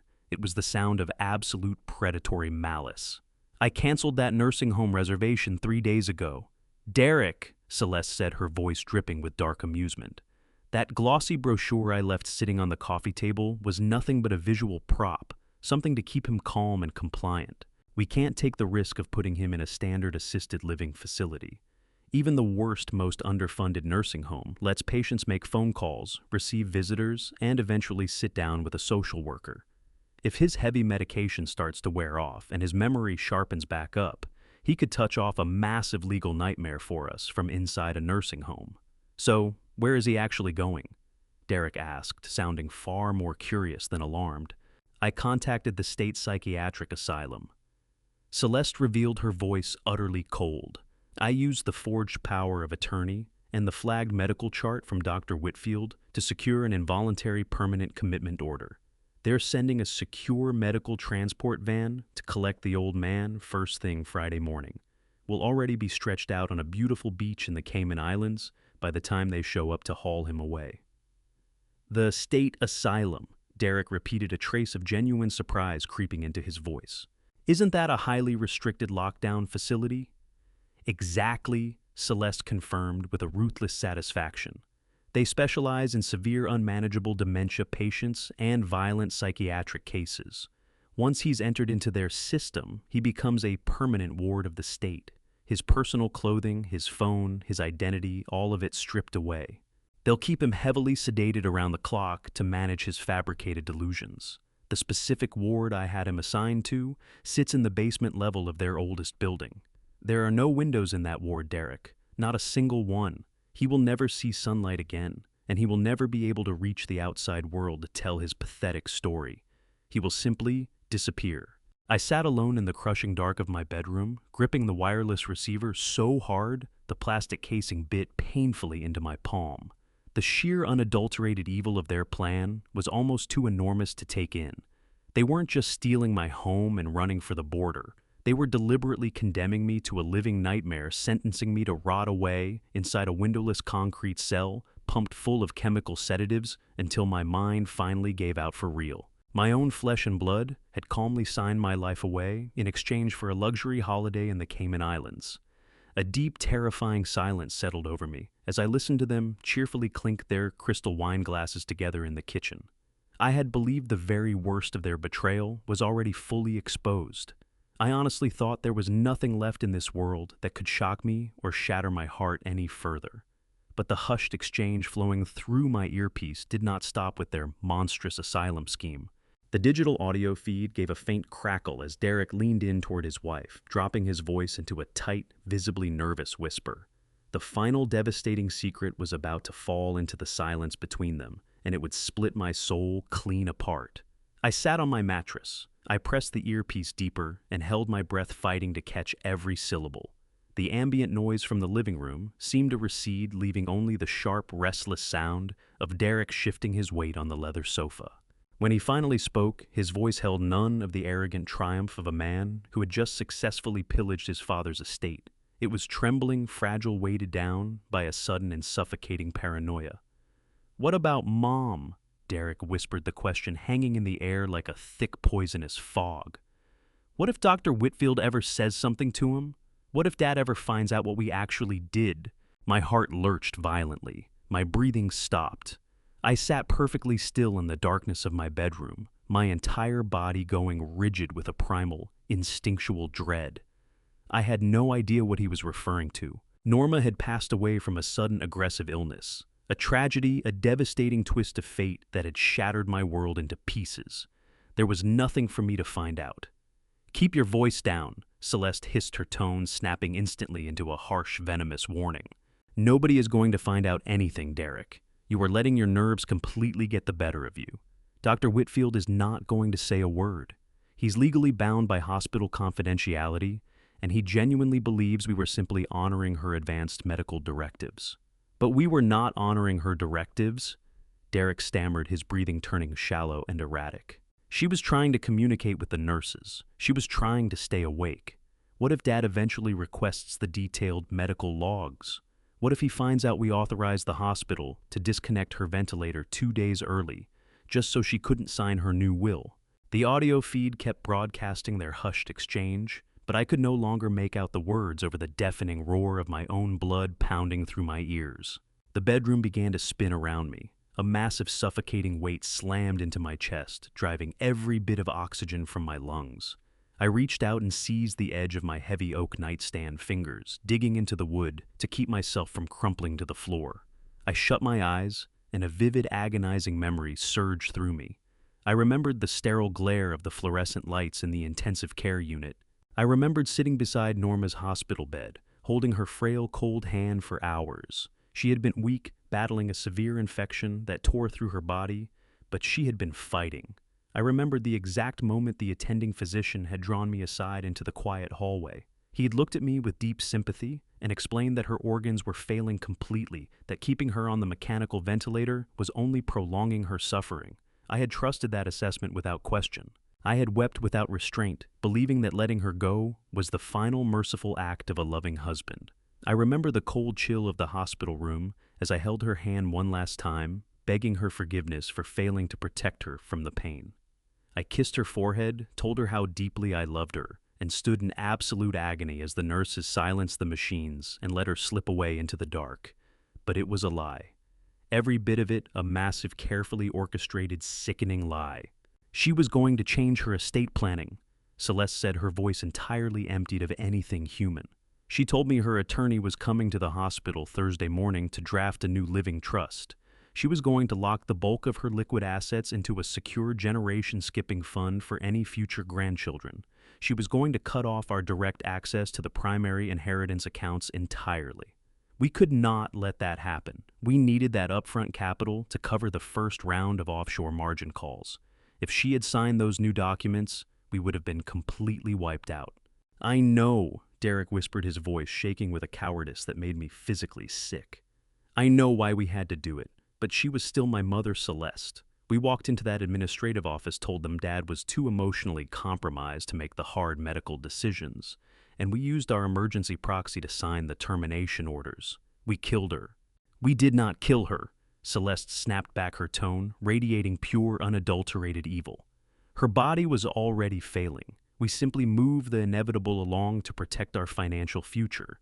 It was a difficult business decision, Derek, and it worked. We received the inheritance payout, we secured the house, and now we are leaving for the Caribbean. You need to bury that guilt right now. The old man is being shipped to a windowless asylum on Friday morning. There is absolutely no one left to ask any questions. I slowly opened my eyes. The suffocating wave of grief that had been pulling me under for 3 weeks evaporated into the cold, silent air of the bedroom. The terrible, gnawing sadness of losing my wife was burned away in an instant, consumed by a blazing, catastrophic inferno of absolute rage. The fury tearing through my veins was so ferociously powerful, it made my hands go completely still. My mind arrived at a terrifying, flawless clarity. I was no longer a mourning widower. I was a man who had just uncovered a murder. I had spent my entire life working without rest to build a beautiful, comfortable world for my son. I had sacrificed my own ambitions, grinding through brutal hours on dangerous oil rigs, just so he would never have to endure a single day of real hardship.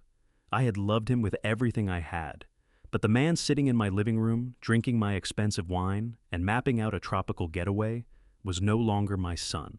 He was a monster, a cold, calculating predator who had teamed up with a sociopath to methodically dismantle his own family for money. They had turned my profound love for my wife into a weapon.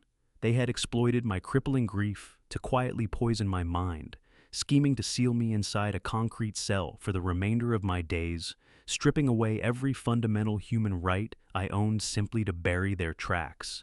But that was only the secondary crime. The true depth of their depravity ran so much deeper than anything I could have conceived. The financial fraud, the phony nursing home, the stolen house, all of it shrank to nothing beside the horrifying truth still ringing in my ear. My blood runs to ice. They hadn't simply abandoned me to escape a violent cartel debt. They had deliberately cut my wife's life short to secure their inheritance window before it slammed permanently shut. She was brain dead, Derek. Celeste snapped on the recording, her voice carrying a sickening metallic hollowness that scraped away every last trace of her humanity. Keeping her alive on those machines was running us thousands of dollars a day in specialized care that the insurance company was already moving to deny. She was never going to wake up, and more to the point, her prolonged condition gave us the perfect window to lock down the power of attorney. While your father was far too busy weeping at her bedside to notice what he was putting his signature on, we made the right call. We did what needed to be done to protect our assets. I sat without moving in the suffocating dark of my bedroom. The earpiece fed her cold, calculated words directly into my skull, but they no longer landed like a blunt blow. Instead, they felt like a sudden plunge into freezing water. Every last trace of the grief that had pressed down on my shoulders for the past 3 weeks simply vanished. The overwhelming sorrow of losing my wife was instantly erased, burned off by a cold, precise, and absolutely terrifying clarity. I was no longer a mourning husband. I was no longer a bewildered, broken old man waiting to be hauled off to a windowless asylum. I was a structural engineer. I had spent 40 years of my professional life analyzing catastrophic failures, pinpointing weak points in massive offshore platforms, and methodically dismantling enormous structures under extreme pressure. I closed my eyes and let the analytical, predatory part of my mind fully come awake. I stopped seeing Derek as flesh and blood. I stripped away every decade of fatherly affection, the memories of teaching him to ride a bicycle, the pride of writing the checks for his expensive business school. I severed those emotional ties, deliberately reducing him and his ruthless wife to nothing more than a highly dangerous, unstable variable in a complex equation. They were a critical failure in the structural integrity of my family, a cancer that had consumed my life and murdered my wife for a quick financial payout. And just like any compromised structure that has passed the point of no return, they needed to be meticulously, ruthlessly, and permanently demolished. I listened to the rest of their hushed exchange with complete, unwavering detachment. Derek eventually stopped nursing his manufactured guilt, his shallow conscience easily soothed by Celeste's venomous reassurances. They turned their attention back to enthusiastically debating the layout of their beachfront villa in the Cayman Islands, arguing over whether to bring in a private chef or rely on local catering once they touched down. They clinked their wine glasses one final time, the sharp ring of the crystal sealing their monstrous pact. I heard the heavy creak of the leather sofa as they finally got to their feet, followed by the soft pad of footsteps climbing the carpeted staircase toward the guest room. I waited until their bedroom door clicked firmly shut on the second floor.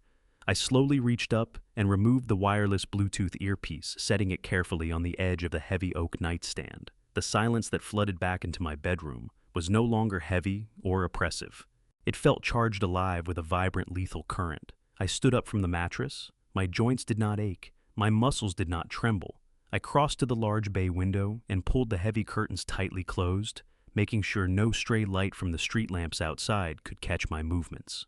I had a significant amount of work ahead of me before sunrise, and every single step had to be executed with absolute unforgiving precision. I moved quietly around the perimeter of the bedroom, loading a sleek leather overnight bag with the few essentials I would need over the next 48 hours. I folded my crisp-tailored navy suit carefully into a protective garment bag.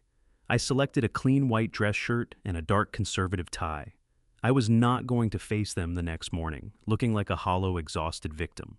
I was going to walk into that closing room, looking like an executive executioner. I retrieved my heavy leather briefcase from the bottom drawer of the dresser, confirming that the remaining bundles of cash, the official Montana Ranch documents, and the freshly prepared corporate records for Apex Holdings were fully secured.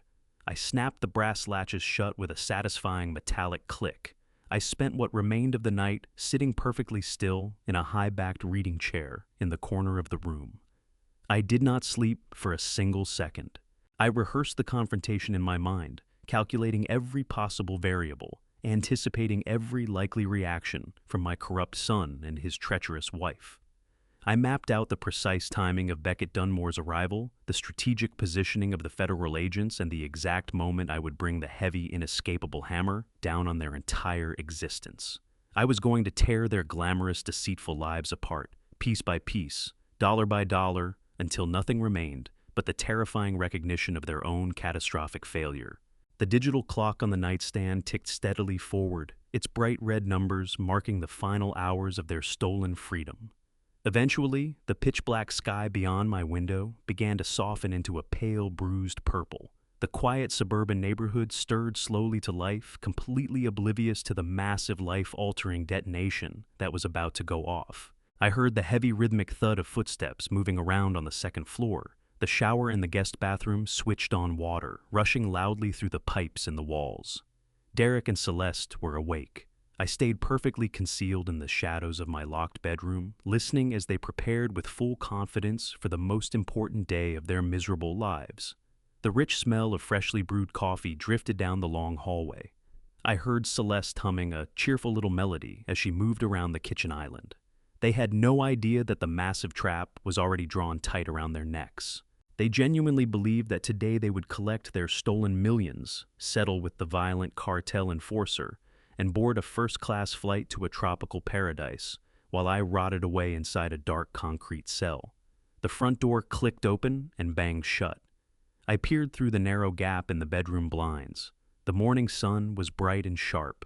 Derek and Celeste were striding down the concrete driveway with total confidence, both dressed impeccably in sharp-tailored designer suits and carrying sleek leather portfolios, their faces radiating absolute arrogance. They got into their luxury sedan and reversed out into the street, heading straight for the real estate broker's office to collect their final massive payout. The moment their car swung around the corner and dropped out of sight, I gathered my things, stepped out into the hallway, and got ready to follow. It was closing day, and I was going to make absolutely certain the final door closed directly on them. I walked out of the shadows of my home and down the quiet suburban street to where I'd left my rental car the night before. I dropped into the driver's seat and turned the engine over. I kept a careful, deliberate distance behind Derek and Celeste as their luxury sedan worked through the early morning commute toward the city. The drive ran just under an hour, but it felt like an eternity suspended in pure, undiluted adrenaline. I watched their vehicle thread effortlessly through the dense Houston traffic, edging closer and closer to the downtown financial district. My hands sat steady on the steering wheel. I felt no lingering sorrow. I felt none of the crushing weight of a father on the verge of destroying his only child. The man behind the wheel of this car was a structural engineer methodically preparing a controlled and devastating demolition. I thought about Norma. I thought about the cold, sterile hospital room, where they had callously switched off her life support machines just to shield their greedy, desperate financial timeline. That single horrific memory hardened the cold steel in my spine to an absolute certainty. They were going to pay dearly for every precious second they had stolen from her. They finally turned into the underground parking garage of a sleek modern high-rise sitting right in the beating heart of the city. I parked a level above them, waited a few deliberate moments, and rode the elevator up to the main lobby. The real estate brokerage firm occupied the entire 14th floor. It was an aggressively ostentatious office, clearly engineered to project enormous wealth and success to high-net-worth clients. Abstract modern art lined the walls, and the floors were polished white marble that threw the bright morning sunlight, pouring through the massive floor-to-ceiling windows back up in brilliant flashes. I stepped off the elevator and positioned myself quietly beside a large, decorative potted plant, watching the main reception area from a safe, measured distance. Through the thick glass walls of the primary conference room, I had a clear line of sight to Derek and Celeste. They were seated side by side at a massive mahogany table. Celeste was repeatedly crossing and uncrossing her legs, one stylish heel tapping in rapid, anxious rhythm against the thick carpet. Derek kept glancing down at his expensive gold wristwatch, his face a taut mask of barely suppressed, frantic anticipation. They were waiting hungrily for the anonymous buyer to push through that heavy glass door and place a certified cashier's check for $1.2 million into their hands. They had fully convinced themselves the terrifying nightmare was behind them forever. I drew my smartphone from my inner jacket pocket and checked the time. It was exactly 8:45 in the morning. The official closing was scheduled for 9. I turned my attention toward the main elevator bank at the far end of the expansive marble lobby. The polished metal doors parted with a soft, melodic chime. Beckett Dunmore stepped out into the bright hallway. He wore an impeccably tailored navy blue suit and gripped his sleek leather briefcase firmly in his right hand. He carried himself like an apex predator, stepping into a shallow pool of extraordinarily vulnerable prey. He found me immediately and offered a short, sharp nod of silent acknowledgement. We had spent the past 48 hours aggressively coordinating this precise moment, down to the very last detail. He had contacted the appropriate federal authorities the instant he secured the legal transfer of my property into the impenetrable Montana corporate vault. Together, we had delivered irrefutable concrete proof of the forged power of attorney, the attempted wire fraud, and the active criminal conspiracy to sell a stolen high-value asset across state lines. The trap had long since outgrown a messy civil family dispute. It was a massive airtight federal case carrying severe legal consequences. I drew a deep, fortifying breath and smoothed the crisp lapels of my dark navy suit. I straightened my silk tie and made sure my posture was absolutely rigid and commanding. I was no longer the hunched, shuffling, heavily medicated victim they had left sitting in that kitchen barely 2 hours ago. I stepped out from behind the potted plant and moved with purpose across the gleaming white marble floor. My polished dress shoes struck the stone in a steady rhythmic cadence, a measured march toward justice. I approached the glass-walled conference room without a flicker of hesitation.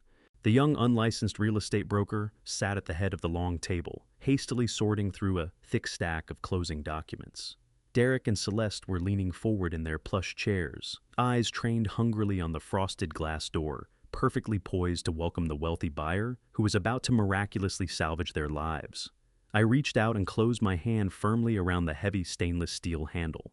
I turned it slowly and pushed the thick door wide open. The heavy glass swung inward on a smooth, silent glide.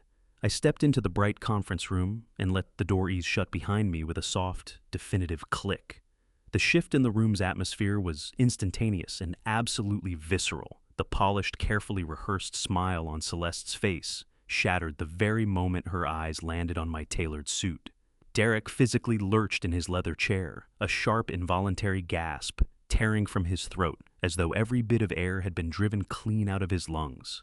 They stared at me in pure, unmasked horror.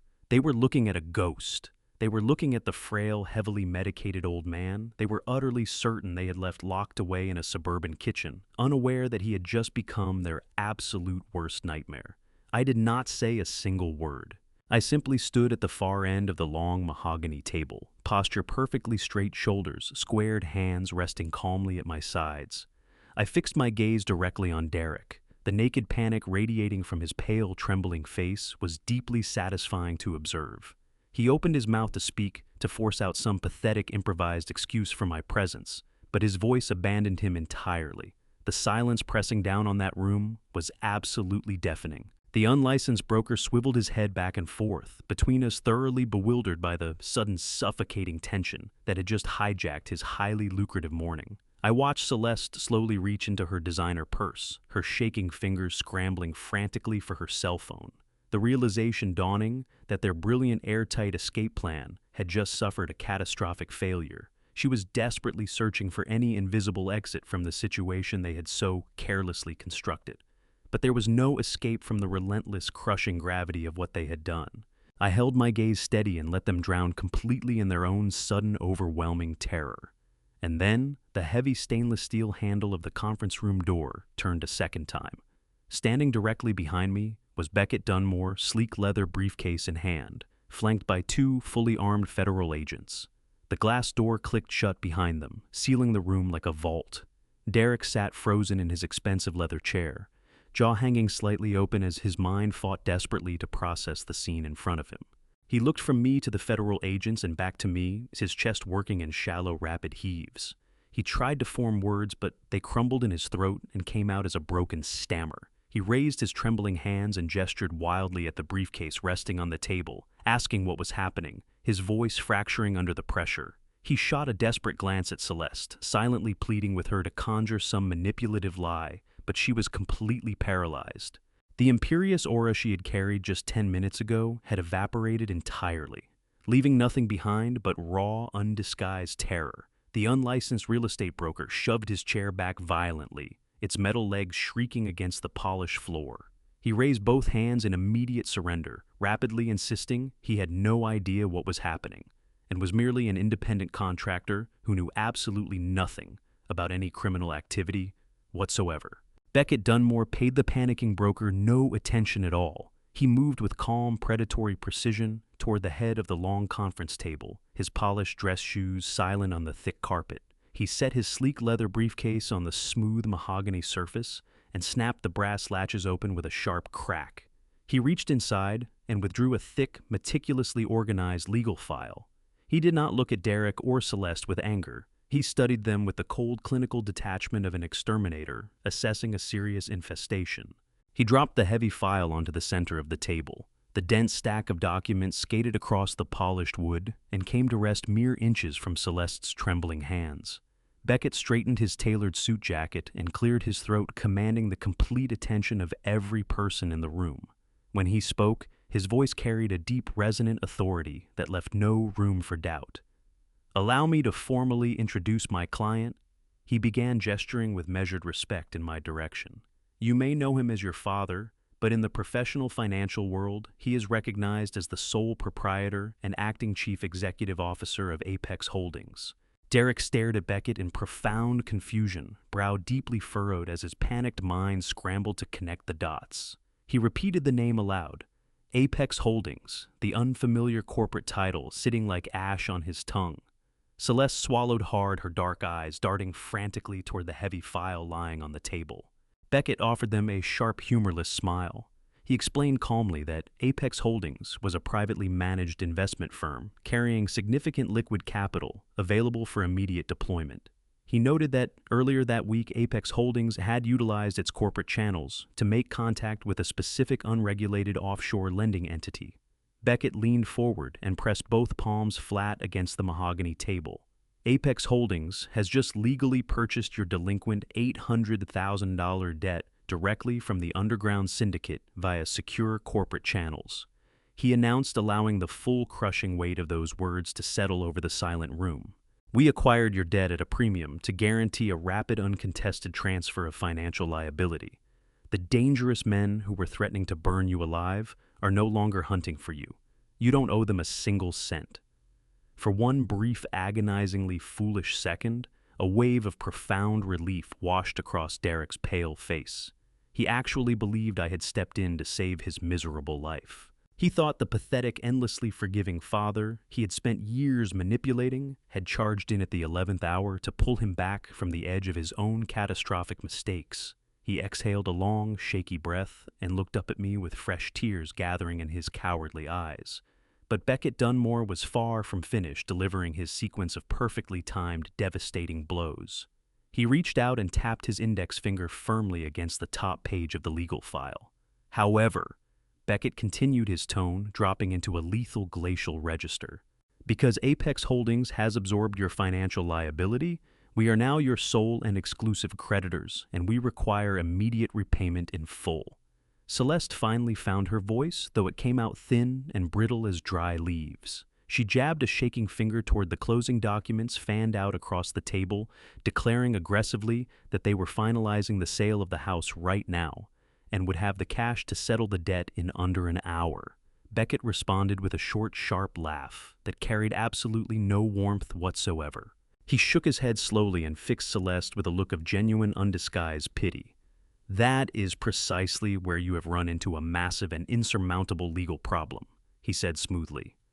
"You see, you cannot legally sell a property that you do not actually own." The color drained instantly from Celeste's face. Every trace of blood left her cheeks, leaving her looking physically ill. She stammered that she held a valid notarized power of attorney that explicitly granted her husband the legal authority to liquidate his father's primary estate. Beckett gave a polite nod, conceding that her forged document might well have functioned under different circumstances. But a power of attorney only governs assets currently held in the principal individual's name. Beckett's voice rang with absolute finality. Gerald had legally transferred the entire deed of his Houston suburb property out of his personal name nearly a month ago. He had gifted the whole estate into the impenetrable corporate vault of Apex Holdings. We are the legal owners of the house. You have spent the entire morning aggressively attempting to sell an asset that belongs to a private corporation. The devastating reality of their position crashed down on them like a collapsing concrete ceiling. Celeste sank back into her leather chair, breath coming in shallow, rapid gasps as the invisible noose drew impossibly tight around her neck. She looked down at the forged consent forms she had so eagerly slid across the table to the broker only minutes before suddenly understanding they were not her passport to paradise. They were her signed confession to a massive federal crime. Derek began shaking violently, burying his face in his trembling hands and releasing a low, hollow moan of pure despair. The unlicensed real estate broker quietly seized his personal briefcase and attempted to slip out through the back, but both armed federal agents moved forward in unison, completely cutting off his only route of escape. The lead agent, a tall, broad-shouldered man with a hard, unyielding expression, reached into his dark suit jacket and produced a pair of heavy steel handcuffs. The sharp, metallic clinking echoed ominously through the tense, silent conference room. The agent's voice carried the full, terrifying weight of the federal justice system as he looked directly at Derek and Celeste. By attempting to sell an asset they did not own, using a forged power of attorney across state lines, they had committed first-degree federal wire fraud. There was no way out from the permanent consequences of what they had done. The steel handcuffs clicked shut around Celeste's wrists, that sharp metallic sound, slicing through the stunned silence of the room. Her legs gave out completely beneath her. She collapsed against the edge of the mahogany table, releasing a raw, guttural cry of pure panic as the federal agent firmly pinned her arms behind her back. Every trace of her arrogant composure, every bit of her cold, calculated cruelty gone in an instant. She looked like a cornered, terrified animal, discovering the cage door had just been locked for good. Derek did not attempt to run. He did not try to fight. He simply collapsed. He dropped heavily to his knees right there on the polished marble floor, his expensive designer suit creasing and bunching around his trembling body. He pressed his face into his hands, shoulders heaving with deep, pathetic sobs that tore up through his chest. The full weight of his complete destruction had finally broken him. He raised his eyes to mine, face streaked with hot tears, expression twisted with desperate, pleading terror. "Dad!" Derek cried out, his voice splintering into a high, hysterical pitch. "I am so sorry. Please, you have to stop this. You can't do this to us. I am your son." I looked down at the man kneeling on the floor. I searched my chest for a single trace of pity, for any lingering instinct to shield my child from harm. I found nothing but cold, hardened steel. When I finally answered him, my voice carried not one particle of emotion. "This house stopped being yours a month ago," I said, each word landing like a heavy final blow. "And you stopped being my son the exact day you walked into that hospital and unplugged your mother's machine. Derek let out a horrific, agonizing wail. He knew in that precise moment that I had heard the recording. He understood that his darkest, most unforgivable act had been dragged fully into the light. The second federal agent hauled him roughly to his feet and locked cold steel around his wrists. Derek strained to reach toward me, begging for a mercy he had absolutely no right to receive, but the agents pulled him firmly backward. Celeste was weeping without restraint, dark streaks of mascara running down her pale cheeks as she was marched out through the glass doors. I stood completely still and watched them led away through the crowded real estate lobby in handcuffs. The unlicensed broker sat frozen in his chair, utterly paralyzed by the scale of the federal action that had just incinerated his lucrative morning. He stared down at his own trembling hands, fully aware that his illegal business dealings were about to come under intense scrutiny. Out in the hallway, the receptionist let out an audible gasp, scattering a stack of pristine white papers across the floor, as the agent steered Derek and Celeste firmly toward the main elevator bank. Every person in that gleaming office building was watching them, their glamorous constructed lives dismantled in a single devastating moment. They were publicly humiliated in front of their wealthy peers, stripped bare of the arrogant facade they had maintained for years. Beckett Dunmore stood quietly at my side, methodically packing his heavy legal files back into his sleek leather briefcase. He closed the brass latches with a solid, definitive snap and offered me a silent nod of deep mutual respect. We walked out of the conference room together, leaving the shaken broker behind us. The nightmare was finished. The cancer had been surgically and permanently cut from my life. Fast forward exactly 3 months later. The air out here in Montana is impossibly crisp and clean, entirely untouched by the suffocating weight of the city. I'm standing on the wide wooden porch of the vast ranch that Norma secretly left me, one hand resting lightly on the sturdy railing. The morning sun is just cresting the jagged mountain peaks, pouring a rich golden light across 5,000 acres of open green plains that stretch as far as my eyes can carry. In the distance, a small herd of wild horses grazes quietly near a winding river. The heavy machinery of the Mineral Corporation continues its steady rhythmic work on the horizon, quietly building the foundation of my financial independence.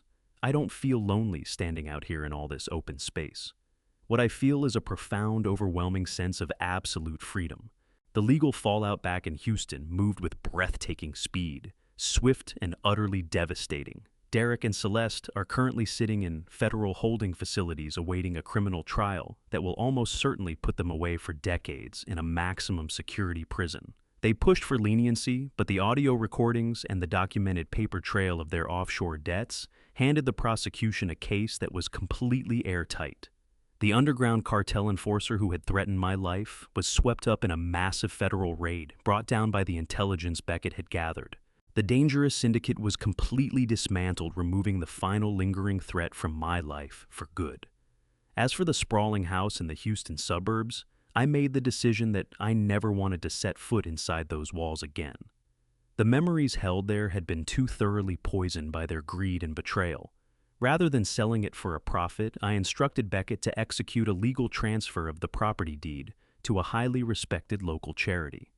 The 5-bedroom home has since been fully renovated and officially converted into a free full-time medical clinic and safe haven for elderly individuals who have been abandoned or mistreated by their own families.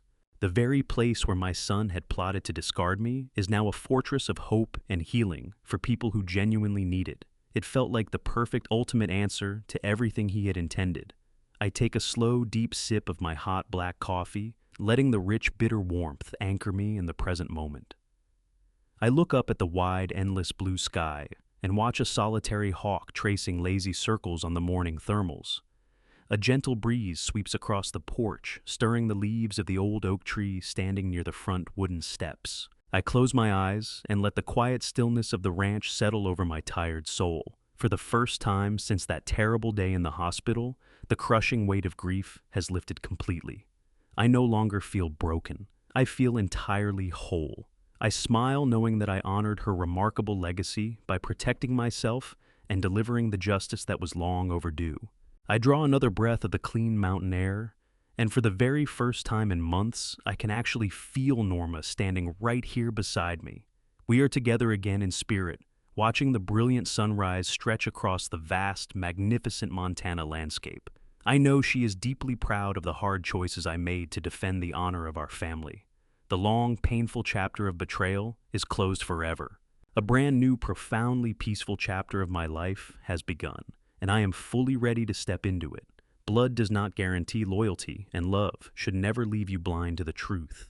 When you pour your entire life into sacrificing for your family, it becomes dangerously easy to look past the obvious warnings of extreme entitlement and pure greed. But true wisdom arrives with age and with the hard realization that trust must be earned, never simply assumed. Evil has a way of wearing the familiar face of the very people we love the most.